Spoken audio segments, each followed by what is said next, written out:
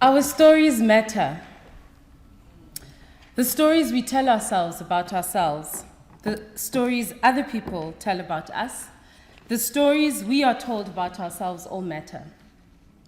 In the introduction to his book called The Sacrifice of Africa, A Political Theology for Africa, Professor Emmanuel Katongole writes the following: "At the heart of this study is a conviction that all politics are about stories and imagination. Stories not only shape how we view reality, but also how we respond to life and indeed the very sort of persons we become. In other words, we are how we imagine ourselves and how others imagine us. But this imagining does not take place as an abstraction in the world of fantasy or as the unbounded free play of a mental faculty called the imagination. The idea that we can be anything we wish to be is one of the most insidious lies that we can ever entertain. Who we are and who we are capable of becoming depends very much on the stories we tell, the stories we listen to, and the stories we live. Stories not only shape our lives, our values, aims, and goals, they define the range of what is desirable and what is possible. Stories, therefore, are not simply fictional narratives meant for our entertainment. Stories are part of our social ecology. They are embedded in us and form the very heart of the cultural, economic, religious, and political worlds. This applies not only to individuals, but to institutions and even nations. This is what a notion like Africa names. Not so much a place, but a story, or a set of stories, about how people of the continent called Africa are located in the narrative that constitutes the modern world." I want to reread the last sentence for South Africa. This is what a notion like South Africa names, not so much a place, but a story or a set of stories about how people of the country called South Africa are located in the narrative that constitutes the modern world. It is in light of this, then, that I think it's important for me to start my presentation today by saying that I completely and unequivocally reject the term born freeze. Because this is a term that perpetuates a deceptive and dangerous story about the reality of South African youth. Phrases like born free and rainbow nation, amongst others, have come to find comfort in the very mediocre lexicon that we have entertained ever since the end of the post-apartheid, ever since we entered the post-apartheid dispensation in South Africa. I personally struggle with words like born free and rainbow nation, as I've experienced these words as tools for silencing and diminishing the genuine grievances of young people, and particularly young South Africans of color. I also think that the process of meaning-making that's associated with this ideology of born freeism and rainbowism is one of the most insidious and most powerful attempts at whitewashing the complexities of the struggle for liberation in this country. It is part of perpetuating a false narrative that disguises the terror, the violence, the deliberateness, and the logic of erasure that is core to the formation of the story of modern South Africa. At various points on this 25-year-long journey after '94, I'm of the opinion that we've underestimated the power of stories. The power of the stories we have told ourselves about ourselves and the stories we have told the international community about ourselves. Consider the story that we tell, albeit well-intentioned, when we label a generation born freeze. To name a generation as born freeze is to politicize the act of birth. And to politicize birth, then, is to politicize existence. To politicize the existence of unsuspecting children, except the existence of some children is more political than others. And by using the blanket term born freeze, we falsely equate the political nature of their differentiated experiences. Secondly, and perhaps more obviously, the likely response to the term born freeze is this: when did we start recording people's births as those who were not born free? I'm concerned that we potentially imply that the birth of those who came before them may perhaps have been political in nature, but not of equal significance, as they were not born free. And if we were to ask how it came to be that a generation was not born free, we may then be provided with a broad explanation of how apartheid resulted in the severe restriction of any civil and political freedoms that black, colored, Indian, and some Asian people had in South Africa between 1948 and 1994. It then begs the question, were those born before 1948 also born free? You see, the lie in this narrative is the misrepresentation of how the story of South Africa came to be. We are lying to ourselves when we couch the stories of freedom as something that did not exist between 1948 and 1994, and then suddenly started to exist from 1994 to date, simply because of the transfer of political power from white hands to black hands. We present a lie to ourselves when we pretend that we can reduce one's prospects of freedom to the recent matter of the calendar year of birth, forgetting that something preceding 1948 must have happened to create a condition under which people born on this side of the world are suddenly considered born not free. 1652, perhaps. You see, for me at least, it is impossible rather, to talk about born frees without talking about the arrival of Jan van Riebeeck in April 1652 and the 257 years of colonial war and conquest that resulted thereafter, culminating in the Union of South Africa being established in 1909. At the signing of the South Africa Act in the British Parliament that gave rise to the Union of South Africa, there were no black people or people of color, and there were no women at the table. The stage was set that the origin of the modern South African state and the notion of freedom within that state would be inherently anti-black and anti-woman. And so to call those born in or after 1994 the born free generation is to distort the creation story of South Africa, as it were. It is to falsify the South Africa in the beginning story, as though birth and freedom were coincidentally mismatched for a brief period in the history of this geographic location. To call this generation born frees is to disguise the intentionality, the structuredness, the thoughtfulness of colonialism and its extension in apartheid, such that freedom becomes a matter of birth and not a matter of well-constructed stories. Does my rejection of the term born free imply that I do not accept the dreams of our political elders for this so-called born free generation? No, not entirely. Indeed, this set of people born in or after 94 are the first generation of people who will not have had to live and experience apartheid in the form that it existed before 94. This generation was never meant to see whites only and non-whites only signs on any public amenities or institutions. This generation was never meant to know what it means to carry a dompas and to have their movement policed after hours in whites only suburbs. This generation was never supposed to know the violence of military tanks and police vans in black and colored townships where security forces were given free rein to abduct, victimize, or threaten political activists. This generation was never meant to know what political victimization would look like or feel like. Yes, being born free meant that this generation would not have to deal with a Bantu Education Act or a Group Areas Act or with any laws really that would explicitly penalize them because they didn't win the racial jackpot in the lottery of birth. This was meant to be the first generation that can take people to court and get a fair trial regardless of their race. It is the first generation that was meant to be able to speak freely, to write freely, publish freely, perform freely, love freely, and do all the things that their parents could not do under apartheid. These ideas are noble, and in many ways, we are well on our way to achieving some of these things.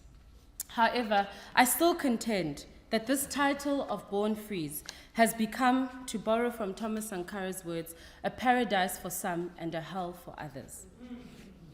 I'm certainly not here to minimize or disrespect the work and the sacrifices of those who came before us. I'm not arrogant enough to believe that had I lived through apartheid, that I would have done it better or differently.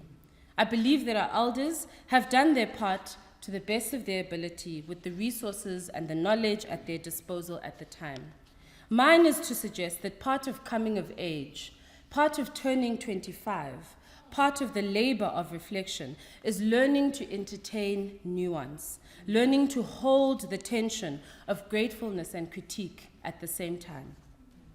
I'm not here to look down on what being born free could potentially represent, should it be a fully attainable ideal.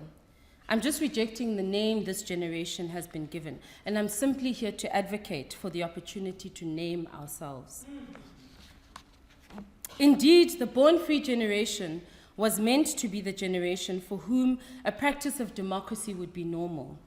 For this generation, nothing was meant to stand in the way of their right to vote and exercise their political preferences.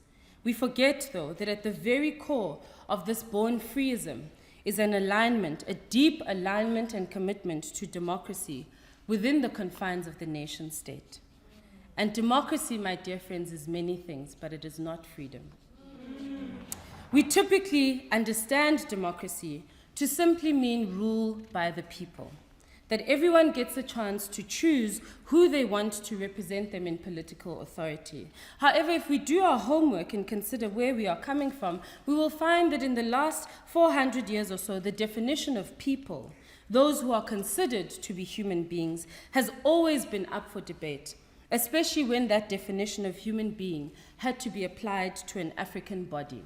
In fact, René Descartes, a Western philosopher, was popular for his "I think, therefore I am" argument. Therefore, if one was not considered a thinking being, one could not be considered a full being, and therefore one could not be considered a person or a part of a people. To confirm that Africans were not thinking beings, their histories, their memories, languages, books, artworks, spiritualities, lands were literally destroyed, stolen, and/or omitted by colonialists to validate this notion that there was nothing of intellectual value, and by extension, there was no one in Africa. This was core to the justification for enslaving and violating many African bodies because they were not considered thinking beings and were thus considered non-beings. And so by buying into this narrative of born-frees, which is largely dependent on the achievement of democracy as we know it in South Africa, and with democracy being dependent on this notion of rule by the people, we are lulled into the hypnosis that the rewriters of history intended, a narrative that does not invite questioning, but almost announces our existence to us like a favor. You are born free. It seems apt, therefore, that today, as I reject the notion of born-frees, I invoke the words of Frantz Fanon. Oh, my body, make of me a man who questions. Oh, my body, make of me a woman who questions. Oh, my body, make of me a person who questions. Good morning. Morning to the members of the Theology faculty. Morning to the Transformation Office, to the members of the Theological Student Society. Thank you to all the friends, the students, the colleagues, members of the public who've taken the time to join us for this morning's conversation. Your presence here is deeply appreciated, and I hope that you will find this morning's engagement fruitful and worth your time. I know I'm greeting you halfway through my speech. We are here today because I'm supposed to try and unpack why young people did not show up at this year's election. Now, I'm only one young person under 30. I'm only one young person under 30 amongst millions of others. So as a disclaimer, I just want to say that I do not speak for all young people. I do not speak for all black people. I do not speak for all women. However, I'm confident that various people will resonate with what I have to say today. I don't want you to sit here and expect the most eloquent speech from me. I cannot offer you that because my presence here today is not a performance. I'm going to be as honest as possible with you about my own current headspace with all that's happening around me. And I want you to know in advance that it is messy, it is complicated, it is contradictory sometimes, and it is always not very godly. Just like many young people, I'm trying to make sense of this reality that I find myself in. First, I want to tell you about my 2019 election experience. The last national election that I participated in was in 2014. And when I went to vote on the 8th of May 2019, I was deeply conflicted about whether I wanted to vote at all and for whom I wanted to vote. On this day, I felt like a hypocrite because over the years, I've been preaching to my friends, if you don't vote, you can't complain. Or if you don't vote, you're undermining the sacrifices made for us to be where we are today. Or if you don't vote, you're giving your vote away and making the pool for political competition much smaller. I have used every line in the Virtuous Voter's Handbook to convince my friends to vote. But over the last 2 years or so, I've become much less vocal about the obligation to vote. I've taken a step back to consider what this need to preach at people to vote has been about. And this was actually the first election where I almost didn't vote. Since my first voting experience in the 2011 municipal elections, I've enthusiastically gone out to vote each and every time. And in this particular election, I had to convince myself multiple times to make my mark, even whilst I was standing in the queue at the voting station. Why was I hesitating, you ask? I was hesitating because so much has happened. So much has happened to me as a person, to my peers, to this country over the last few years.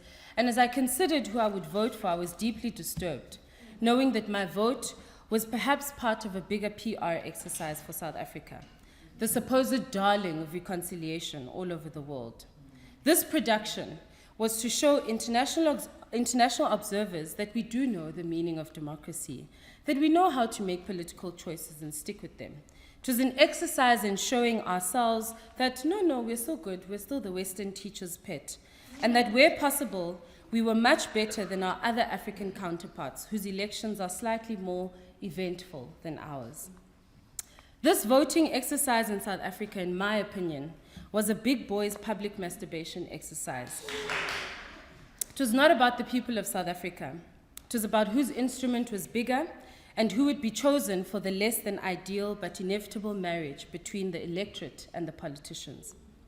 In the days and the weeks running up to the election, one of the most important themes for analysis that came up amongst political analysts was the matter of the youth. Young people are not voting, we kept hearing. Young people appear to be quite apathetic about this election, some analysts suggested. Young people are disillusioned. Being the largest group affected by unemployment, they're likely just discouraged. The numbers reflected that in this election, 21.4% of the registered voters were under the age of 30. So the largest demographic in this country was the most absent from the election process. I, however, do not believe that young people are apathetic about politics in this country. I just think that many young people are consciously opting out of traditional political participation because the current setup is no longer working for us. There is evidence to suggest that although young people may not be voting, they are finding other ways of direct political action which they can use to push for change. Sometimes this works, sometimes it does not. You see, in the run-up to the election, many things crossed my mind. As I mentioned earlier, I almost did not vote. I could not forget the trauma and the violence that the state and our tertiary institutions, including this one, was willing to visit upon us as students during the Fees Must Fall protests. I could not forget that some of my peers today are sitting with court interdicts and unending legal battles with our universities because they dared to stand up and say, we were sold a dream and now we want a refund. I cannot ignore the fact that some of my peers are in prison or under house arrest because of their participation in Fees Must Fall. I cannot forget the 150 workers who were fired by the outsourced companies at this university because they dared to challenge the logic of exploitative capitalism that makes it acceptable for them to earn peanuts whilst keeping them and their children in perpetual poverty and subservience to this institution. The end outsourcing protests were a word of warning to the state and our tertiary institutions about the violence of poverty that our people could no longer endure. I could not vote without remembering the way in which female students were manhandled by police and campus security officials during the RU reference list naked protests at the university currently known as Rhodes, and the violation of female students here in Stellenbosch during the End Rape Culture protests of 2016. I could not forget the many Facebook messages and emails that I get from some of my peers. Ms Lovelyn, please help me. I'm looking for a job. I'll take anything. I've attached my matric certificate and CV. Please let me know if you can help. Most of the time I can't help, because I know either a lack of experience or a mismatch of skills will be what limits them from accessing the jobs or the people that I know. I thought about the many emails and the direct messages I receive from students or recent graduates looking for funding to study further or to pay off their academic debt so that they can get their certificates of completion from their universities to aid in the job searching process. Lastly, the names of Noxolo Xakeka, Noluvo Swelendau, Lerato Tambai Moloi, and Nonki Smos could not escape me. Each of these women was under the age of 30 when they were brutally raped, assaulted, and murdered for being open about their sexuality as black lesbian women. As I reflected on all these things, I will admit I was angry. It takes a special kind of audacity for politicians to announce free education for the poor and working class as a political victory for themselves, when they did not bat any eyelids as they rained down rubber bullets and tear gas on our campuses while we protested for free education. It takes a special kind of audacity for older women politicians to call young female students uncultured for holding naked protests, specifically around questions of sexual violence on campus, but more broadly in society, and yet to then adopt terms like intersectional feminism when they come to campaign on our campuses. Banesibindi to hold national conferences against gender-based violence when for the longest time political parties have been protecting known rapists, allowing them to rise to the highest ranks of office. The confidence to denigrate us for calling out the daily violence and the indecency we experience at the hands of male bosses, male professors, male colleagues, male cadres, male policemen, and then turn around to use that same pain to announce gender-based violence interventions for the purposes of conveniently politicking amongst us is such an insult to the many young women and queer people who have tirelessly fought to be seen, to be heard, and to be believed. At the same time, I thought about all the talk of corruption and scandal that has clouded our media coverage of politics over the last few years. I thought about the ease with which black leadership has become closely paired with corruption in our social consciousness, with the same ease that we associate salt and pepper at the dinner table.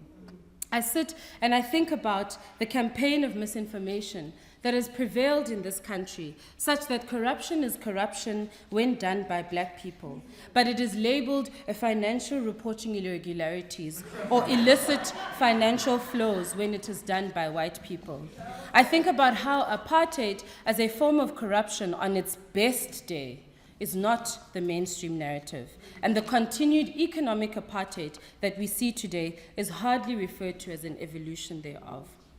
It takes a special kind of caucasity to tell young black people to work hard to escape poverty, while most young white people can keep their entire salaries to themselves at the end of each month and not stress about sending money home so that their younger siblings, cousins, or extended family can eat and go to school. It requires only the historical power of economic supremacy to have the authority to tell us what junk status is, as though most black and colored South Africans don't live in junk status on a daily basis, regardless of how much the rand is trading to the dollar.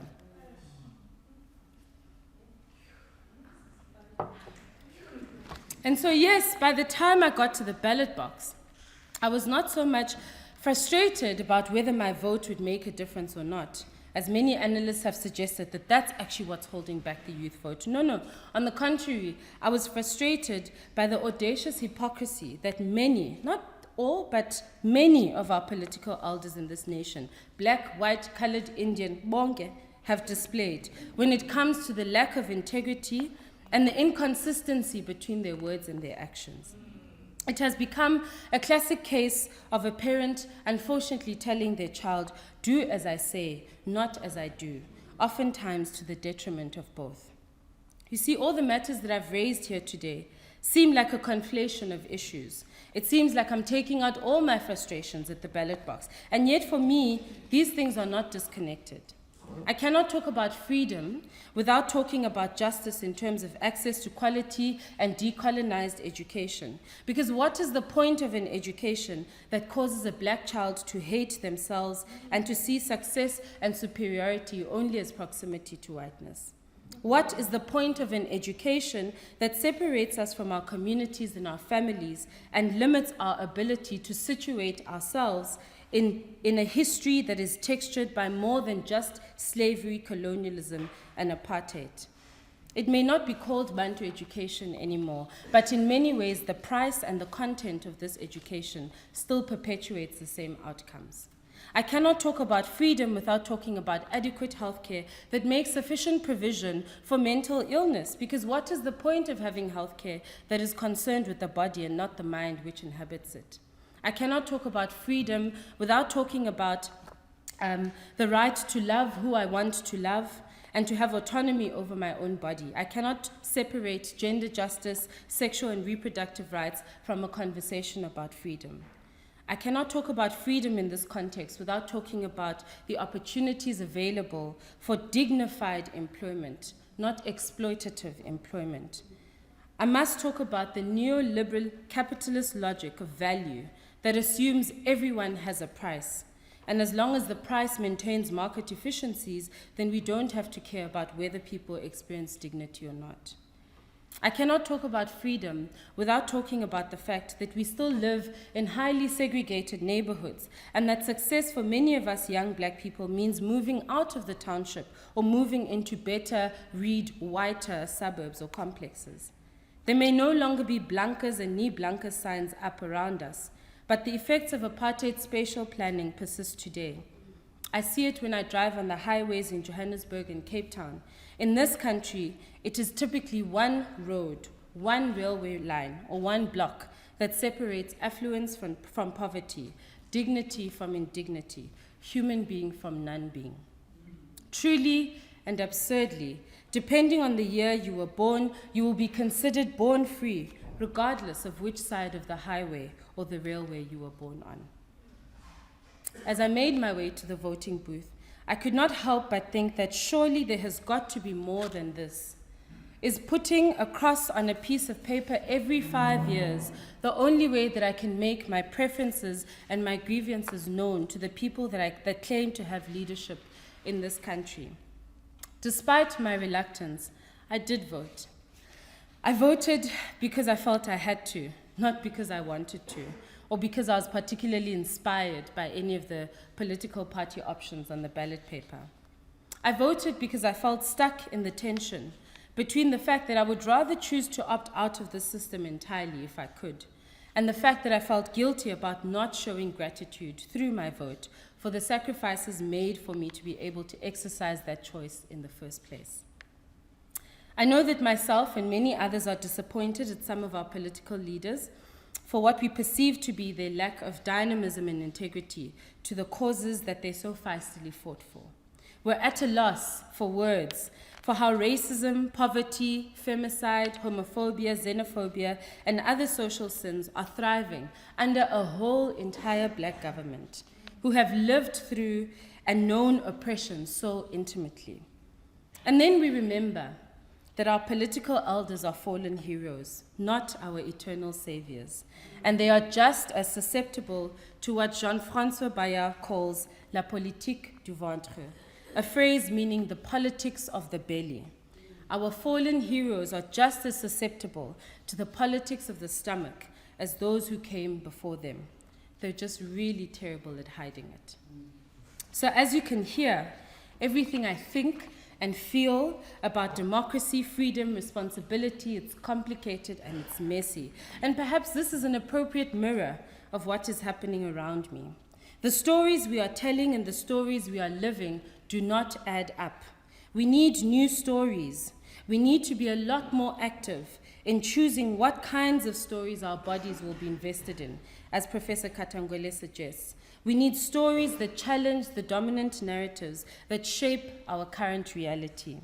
The development of stories that actually challenge anything is largely dependent on our willingness to stretch our imaginations, to reach into the future that we want and start creating it now.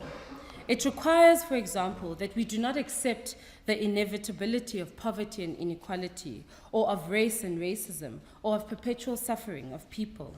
In fact, as Thomas Sankara suggests, we need a little madness in order to adequately employ our imaginations. We need stories whose starting point is the reimagination of abundance, of humanness, not simply racelessness, of flourishing, not suffering.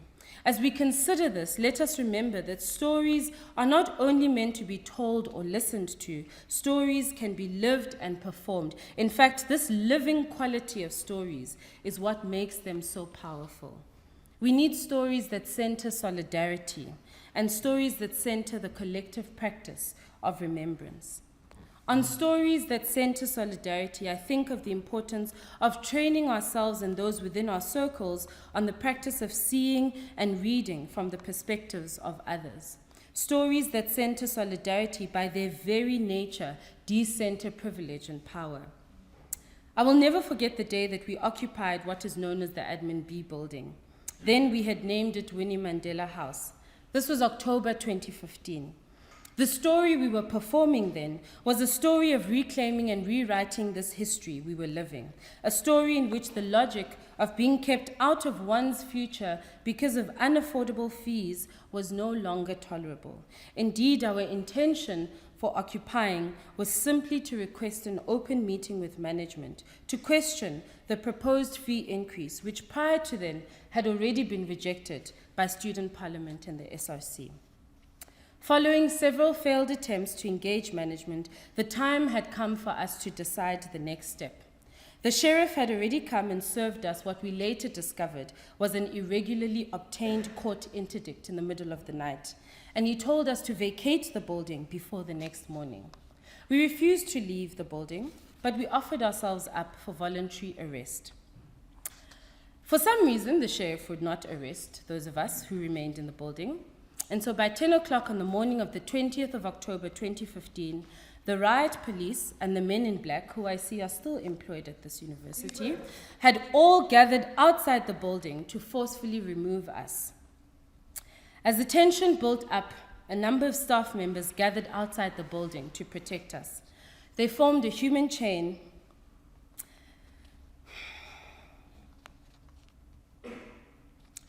and a standoff between them and the police ensued.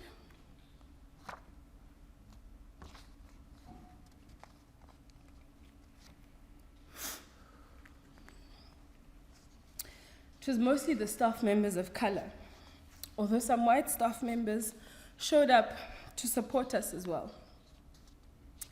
And these staff members were performing a story of solidarity. From inside the building, I could see many of them crying, singing, chanting, shouting at the police to back off. I could see that many of them were visibly triggered. Thank you.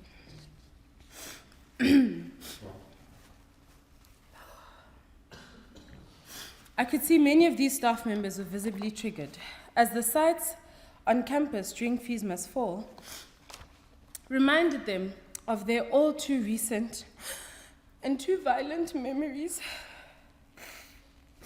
of their time of resistance when they were students in the 70s and the 80s, resisting the apartheid government.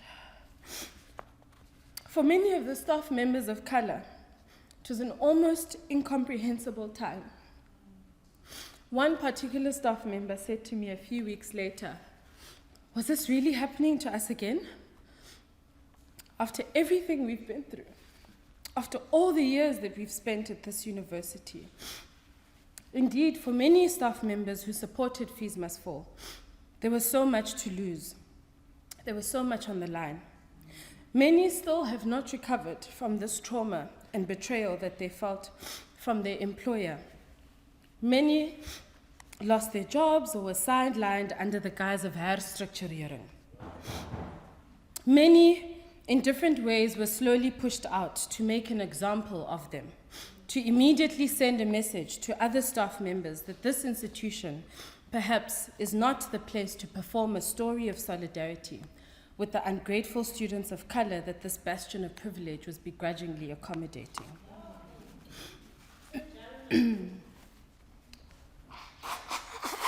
Sorry. I wasn't planning to cry.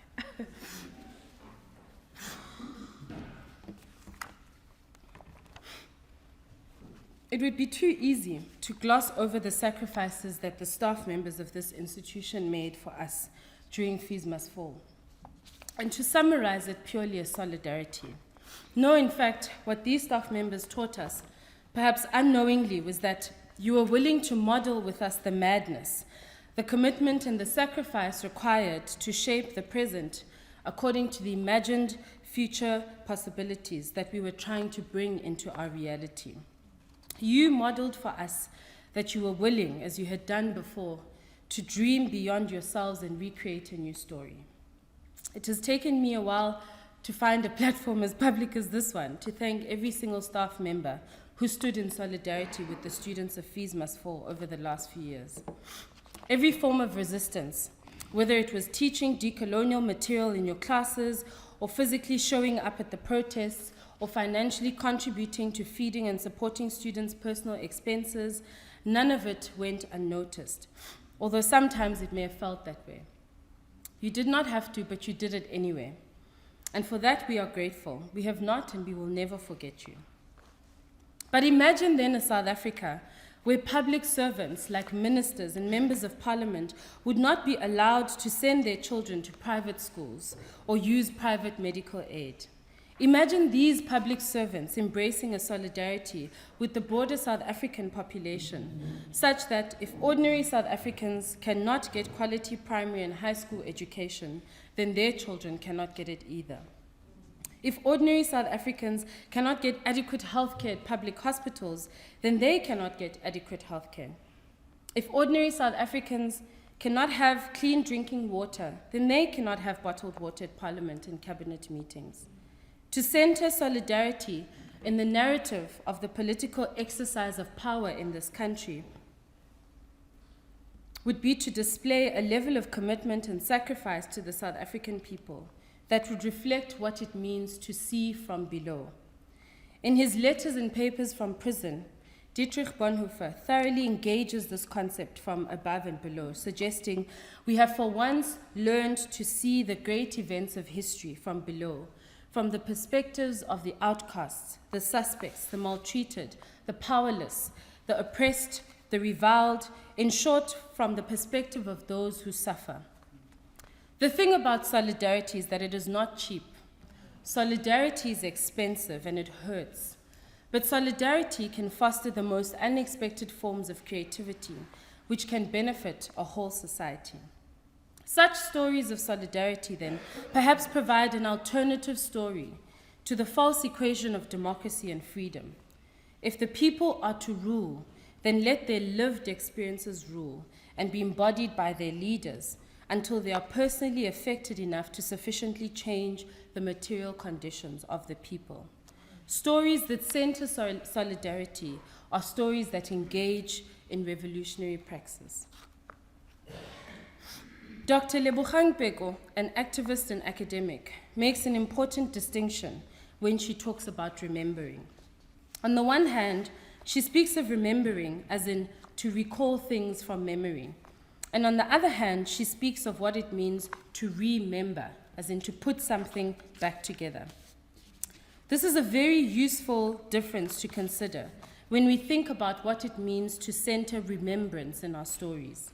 In fact, in an October 2014 article, Dr. Pego puts it even more powerfully by saying, memory is an act of defiance because erasure is an instinct of conquest. In a separate and unrelated text, William Cavanaugh writes the following: the imagination of a society is the sense of what is real, a sense of who it is and hopes and projects of the future. The social imagination is not a mere representation of something which is real, as a flag represents a putatively real nation state. The imagination of a society is involved when the flag becomes what one will kill and die for. The imagination of the society is the condition of possibility of the organization and signification of bodies in a society. Both of these quotes from Pego and Cavanaugh suggest that memory, the noun, and remembering, the verb, are kinetic and authoritative. I believe that the time we are in requires that we are intentional about who and how it is that we remember. The evolved version of colonialism that we are living under today has no problem with us commemorating important days and important heroes, as long as our remembering does not threaten the underlying narratives that have successfully embedded the logic of colonialism in our societies. In fact, the logic of colonialism is one that is willing to tell us what we must remember, as long as it's not disruptive to the narratives that keep all forms of power in place. So yes, we'll be permitted to remember Nelson Mandela, as we should. However, we'll be taught to remember Nelson Mandela as a passive, forgiving, reconciliatory character. As this is convenient, it's a convenient characterization for the whitewashers of history. We will be permitted to remember 16-year-old Hector Peterson, who was killed during the Soweto uprisings, but we will not be taught much about his life, his journey, his ideas. While many of us today may know the political story behind the Soweto uprisings, most of us know very little, if anything at all, about the story that brought Hector Peterson to the Soweto uprisings on June 16, 1976. We know the image of his dead body that became an unwitting symbol for youth resistance in South Africa, and I dare say that the powers that be would rather keep it that way.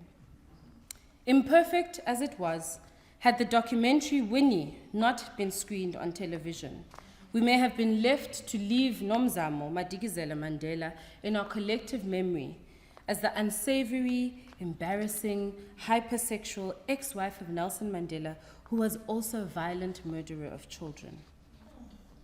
But what about our memory of ourselves before 1994, before 1948, before 1909, before 1652? What sits in our collective memory before our ancestors were interrupted by colonial expansion? Do we even know?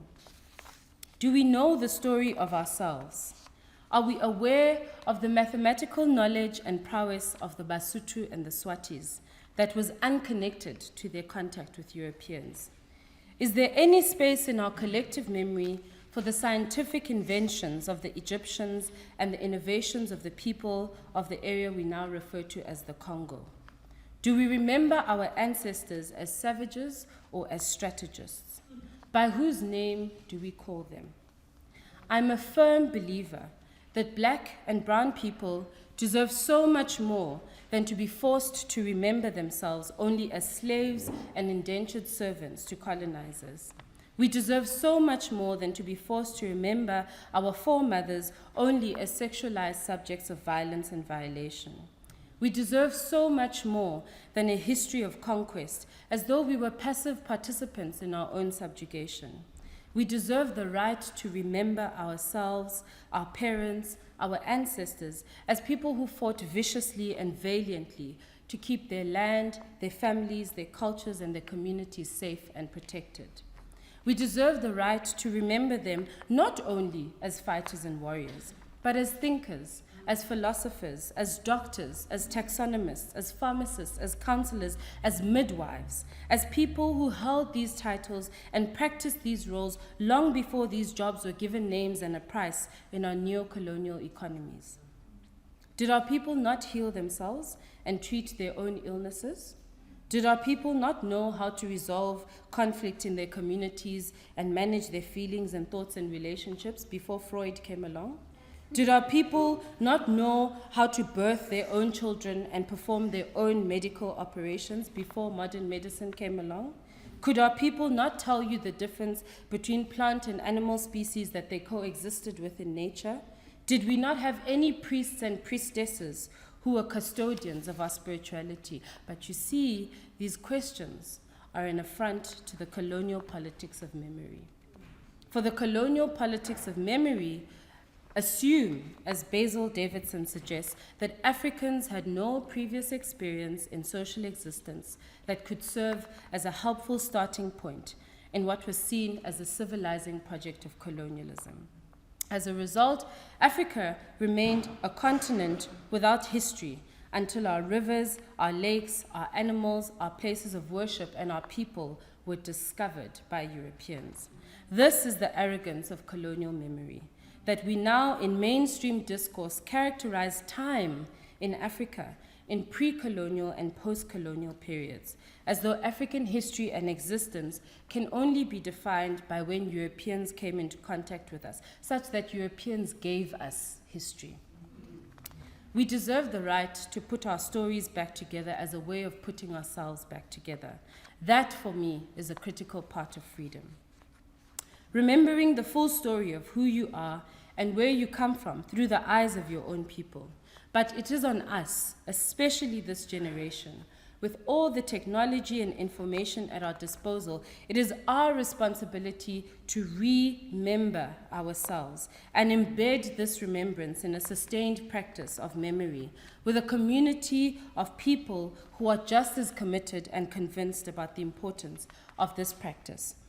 And we must not be afraid to harness that memory as a collective practice can pose to a system that would otherwise prefer that we forget. To remember Tsietsi Mashinini is to remind ourselves and the powers that be that what we are wanting to do was started before and almost succeeded. We must continue where him and his peers left off.